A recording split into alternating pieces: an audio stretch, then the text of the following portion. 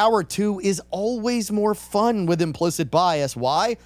Because we've been tasting our weekly whiskeys for the first hour, and we're diving usually into a second bottle head first with the crew here in the Top Secret Podcast. They're located somewhere in downtown Lafayette, Louisiana. I'm your host, Kevon Bordelon. This is the Mr. Lester's Top Secret Podcast lair, as I said, hidden somewhere in downtown Lafayette. Let me introduce you to the crew who's here for Hour 2. Well, I'm a poet, I guess. Anyway, to my right, he is K&B from Kennebra, Grant Galatas of William S. Nacall Jewelers, with Deep Blue, which we're going to have to pull out and put on the bar here before it's all said and done, Mr. Galatas. Welcome into Hour 2. You're going to taste our second weekly whiskey, right? Right? Yeah. I kind of messed up last week because that Elijah Craig was 130 proof. Yeah, the Elijah Craig was up there. Yeah, and I slept on my swing last week. I think I'll. Sitting at the bar, we have two very special guests. We have, and I'm trying to figure out, I'm guessing what, on the right of the screen. So on the right, hint, hint, wink, wink, nudge, nudge for those who know. Jonathan Broussard of Industrial Fabrication Services, and also our legal counsel.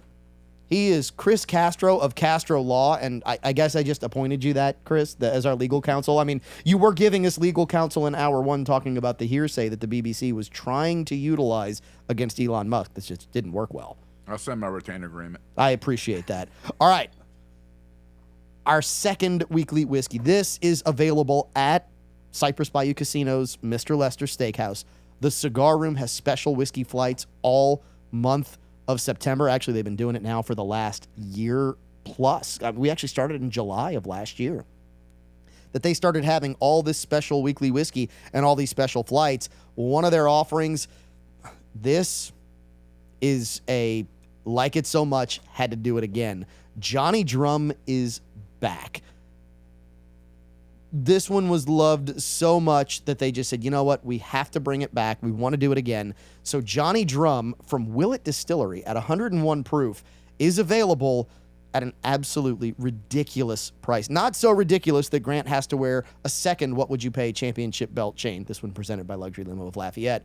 No, Grant, what's the matter? Are you upset about the chain? Not at all. Thank you for asking. Don't lie. You are such a liar. Look, the chair's leather. It just keeps on pulling me down in the chair. What's the matter? We're supposed to be on camera. I keep slipping off camera. What's the matter? Your back just can't take it? I mean, come on. Just stop it. You helped me move the bar, for crying out loud. I mean, if you can help me move that thing, you can handle the What Would You Pay championship belt chain. This is true. I'm sorry. Just a little boudin. Don't be a walker. Don't be a wuss. Just stop it. By the way, Walker Griffon, the Implicit Bias Pledge, is also our producer, and one day he's going to get back. Like, he's going to get back at me. He's going to go edit an episode, and it's going to sound like Donald Duck or Mickey Mouse the whole way through. He's laughing. He's like, oh, that's a funny idea. It's palpable. You can almost feel it. Yeah, it's building. Yeah, you think you're going to be funny and do that now, Walker? That's a good idea. I just want maybe another voice. That's a good idea. All right, gents. So let's start on this Johnny Drum 101 Kentucky Straight Bourbon Whiskey. Let's go to the bar. Chris, let's start with you. You really liked the Penelope in Hour 1. What about this Johnny Drum out of Willett Distillery at 101 proof? Enjoyable. A little lighter in color. Not very aggressive on the front end. Enjoyable flavor. And as a newbie, again, to the bourbon tasting and consumption, I like it a lot. It goes down nicely without the water. Yeah, we will do water and whiskey and open it up a little bit later on the show. And I'm skipping some droppers that, there. and I think that I really like it a lot. Do I have to put my price in yet? No, we're not doing a price on this one because I'll tell you the price on the bottle, but the price at Mr. Lester's right. we always know that by the pour at Mr. Lester's, their prices are just ridiculous. They are so low because that's what Mr. Lester's wants to do. They enjoy doing it. Oh, Grant's going to actually try it. Jonathan, while Grant's getting himself a pour, your thoughts? I love it. I love the spiciness of it. I love the mild sweetness. This one actually hits perfect at 101 for me. There's no hiding anything out of this. It's actually the first bourbon I got when I first ventured out into the bourbon world 4 or 5 years ago. And to this day, there's typically a bottle in my shelf. This is a great everyday drinker. It really Absolutely. is. If you are looking for something to have on your bar that you can sip neat, you can put it on an ice sphere. Don't let it last too long. Very budget friendly. And it is very budget friendly. You can put it in a cocktail, and it makes a great old fashioned. It is a wonderful mixer, really, really nice on the palate. I like this one a lot. And at Mr. Lester Steakhouse, man, this with one of those steaks just hits different. It just does. All right, Walker Griffon, stop playing with your phone. I was checking what time the game was really going to start. Yeah, exactly. Stop playing on your phone, because aren't we like, we're recording now, right? Yeah. Yeah, that's what I thought. And Oh, I'm still paying attention. I'm just messing with you. Okay, what do you think of this Johnny Drum? I enjoyed it. I had like a little sip left, but it was really good. I really enjoyed it. Good. That was one that it sits well on your palate. Yeah, you like it's it? not too strong at all. Actually stronger than the last one we You had. think? I guarantee you it is, because this one is 101 proof. That one was 100 Well, proof. no, like the how it hits your Okay, palate so- and stuff. so- I think the other one kind of hit a little stronger when I sipped it, and this one not as much at all. This one was very smooth. Little the other more- one was smooth, but the other one had a little more pepper, and this one not really at all. I would absolutely agree that Toasted Barrel Penelope, a little more aggressive, a little more peppery, a little more spicy. This, you do have great spice. It's those baking spices that you get on this that really just mellow it out. And as it flows down the palate and the back of the tongue, sits a while. It's just a little oily, which I like a lot. And for what this runs, man, all day, every day, run to Mr. Lester's to get a pour. Grant, you actually decided to sample some of this. I'm glad to see that. Peer pressure. Peer pressure, of course. Yes. What do you think? Very heavy. It's very true what everybody's saying. But even 1 degree proof better doesn't hit as strong as the first one. That's what's so funny about these whiskeys and getting into tasting this stuff is everyone's so individual. I don't see how. I mean, you would think there would be a kind of a comparable taste, but I like the taste of the Penelope a little bit better. This one's very light, no legs at all. This one just kind of floats down the gullet and just it's a very pleasant taste though. And I heard Penelope and Johnny Drum were dating actually. It's a contractual. But do they have a agreement. contract? Yeah, I'm about to say, do they have a contract Contractually. with a contractual breakup Yeah, date? just to make them both That's more the question. popular. Yeah. Here's the other part of this that I really love. Number one, the mash bills are going to be extremely different. Less corn. This to me, it could be less corn, it could be rye, it could be wheated. There's all kinds of differences in mash bills. But here's the really big thing for me. The Penelope gives me that bourbony McBourbon that I talk about. This still gives me that, but this to me is much more of a summer whiskey. It is lighter on the palate. It is lighter on the taste buds. You don't get those same deep, oaky flavors that you get with the Penelope. And even there are other extensions that come out of Willett, this distillery, like Noah's Mill. Noah's Mill is 114 proof, but it's deep flavors. It's warming in the chest. It's heavy. This Johnny Drum, while it's incredibly flavorful, it is light. And it's one of the things that I like about it, especially if you're sipping whiskey when it's 91 degrees at 8 o'clock at night outside. Welcome to Southern Louisiana for those who've never been here. I'm curious to the bar, your thoughts on this being not necessarily a summer whiskey, but maybe fits better during the summer.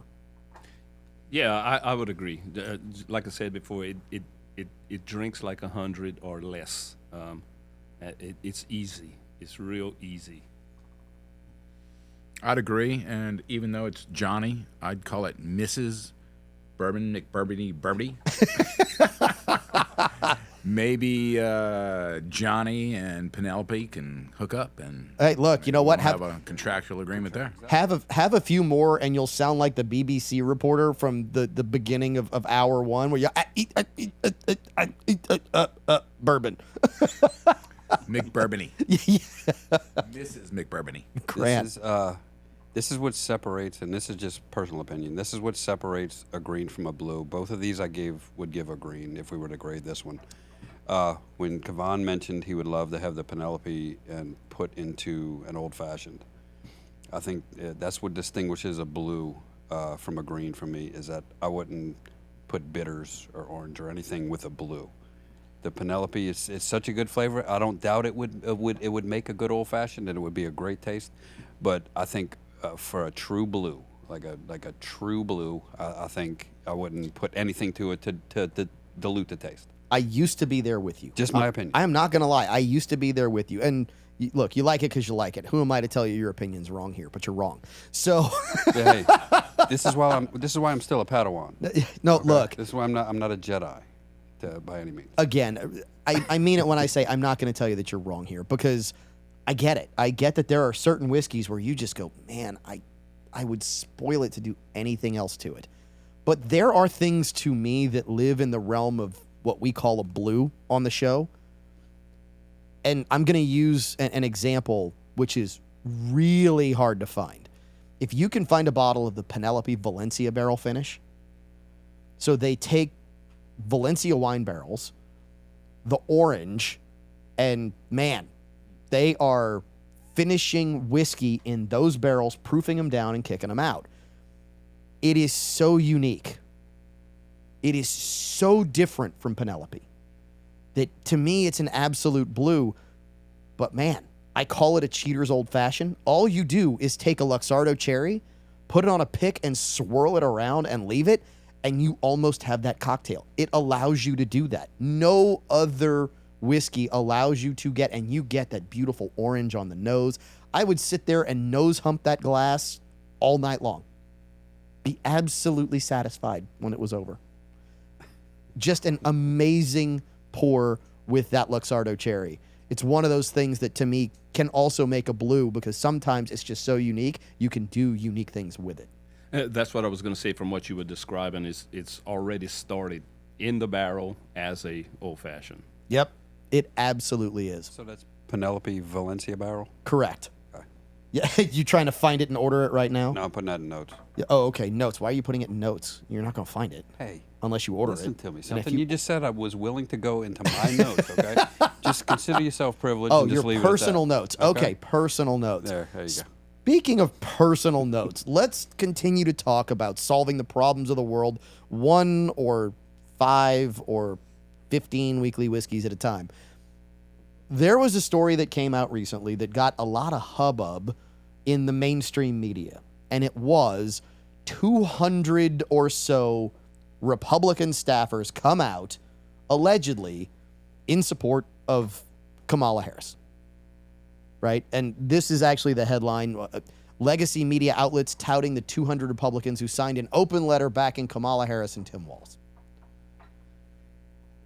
This is one of the telltale signs.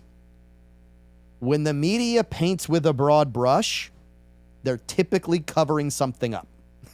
Right? They are not actually trying to paint a beautiful picture. They are trying to cover up the real of the picture that's out there. Let's get the roller out. That's exactly it. The roller has come out, and they're standing there with the guy at the front door who says, "I paint houses." That's when Hillary Clinton shows up. Anyway, this is maybe the details behind that story. And we're going to credit at Tyler O'Neill for giving us the synopsis of this. It actually came from the Daily Signal, but I want to give credit where credit is due. Tyler O'Neill on Twitter. The 200 people, this is who they consisted of. Interns. So technically, people who are not even paid to be there working. That's number one. Apolitical staff. Like a guy who flew Marine One for George W. Props. Who also flew Marine One for Barack Obama. Not exactly a GOP staffer. Not exactly someone who's a hardcore, which is what they would lead you to believe with the headlines. People who were working in the government who then went on to work in more political roles for Democrats. Right? If you want to see the whole thing, go to dailysignal.com. They outline all of it. But I'm curious as to the thoughts here in the Top Secret podcast layer on the... I'm trying to think of a way to put this.